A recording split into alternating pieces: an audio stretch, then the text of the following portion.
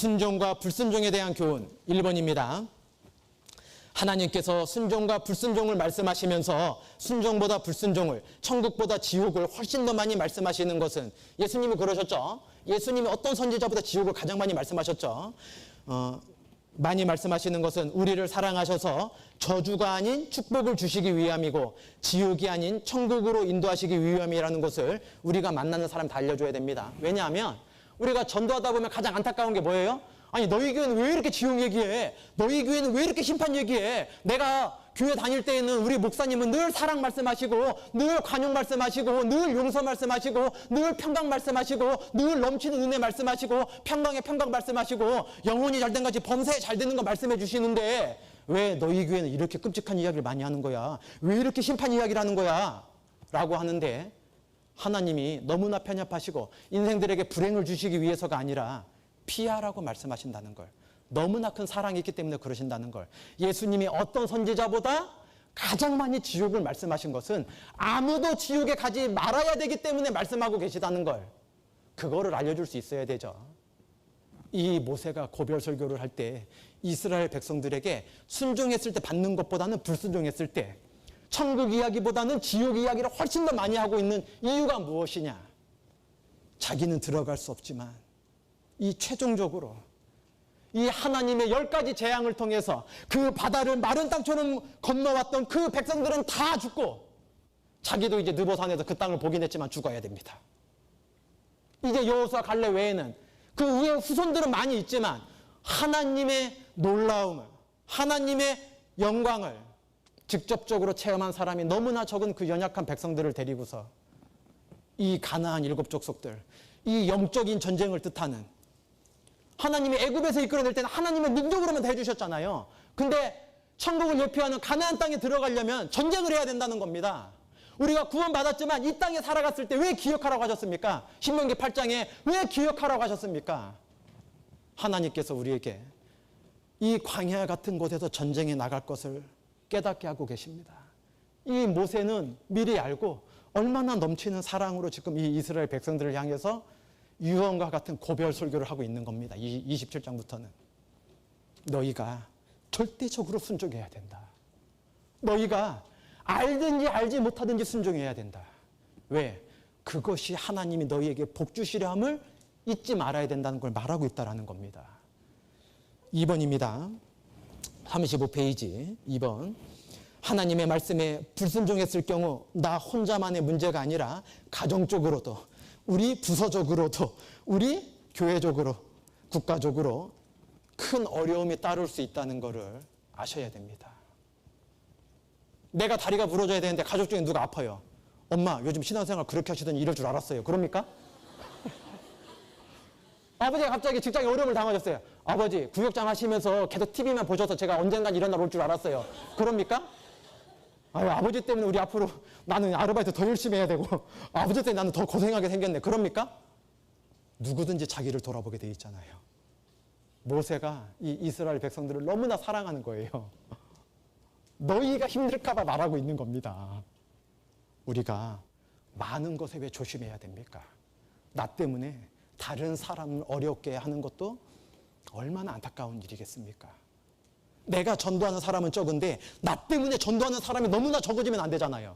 내가 전도하는 사람은 손에 헤아릴 수 있지만 다른 사람들이, 나는 다른 사람처럼 여러 명을 전도하지 못하고 나는 한 명밖에 전도 못했는데 그 한 명은요, 내가 온전한 삶을 사는 게 비춰질 수만 있다면 너무나 많은 사람을 전도할 수 있을 거예요. 그래서 우리가 전도할 때 정말 조심스럽게, 그리고 나를 통해서 전도된 사람이 있다면 늘 본이 되는 삶을 살려고 노력하는 게 무엇입니까? 어떤 분은요, 여기 대학생들이 계신가 모르겠는데 학교 다닐 때 전도를 잘 안 하려고 그래요.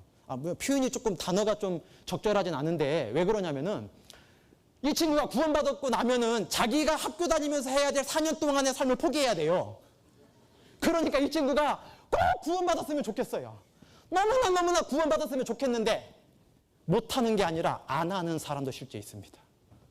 왜요? 자기의 삶의 모습이 너무나 많이 희생되고 절제되고 통제될 거를 계산을 너무나 잘해요. 구원받은 사람들은.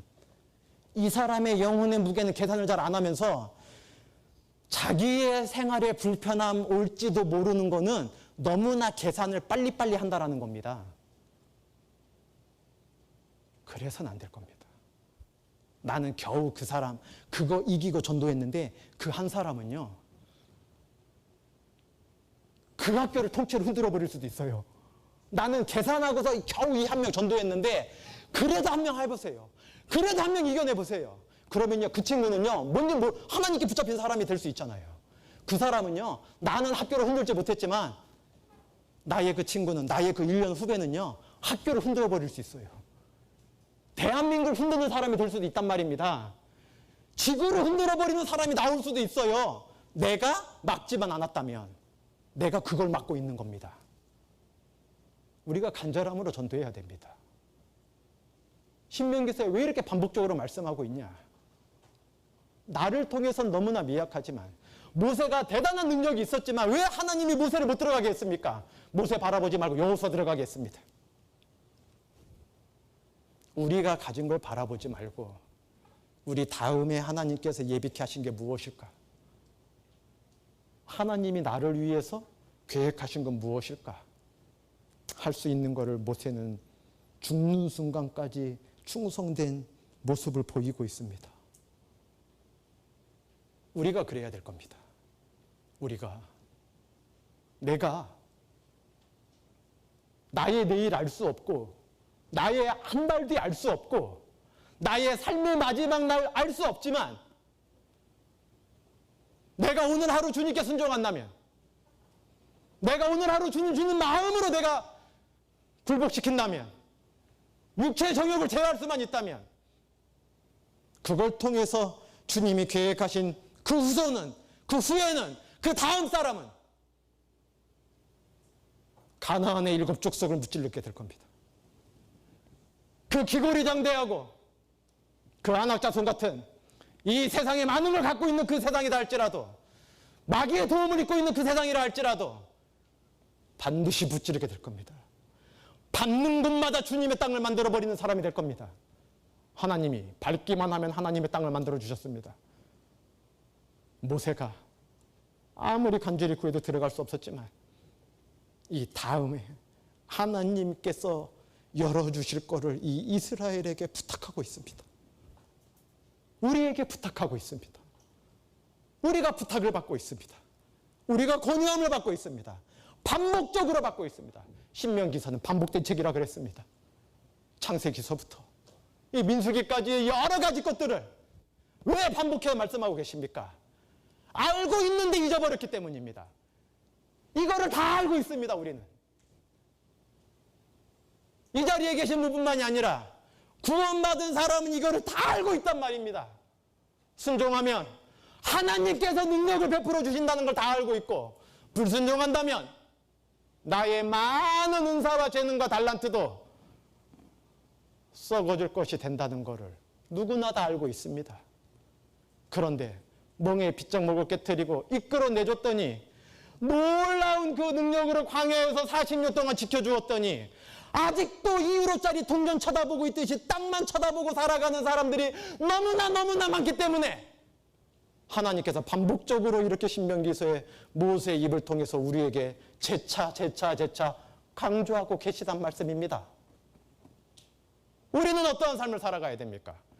우리는 마땅한 어떠한 마음을 가져야 된단 말입니까? 거기에 대한 책이란 말입니다.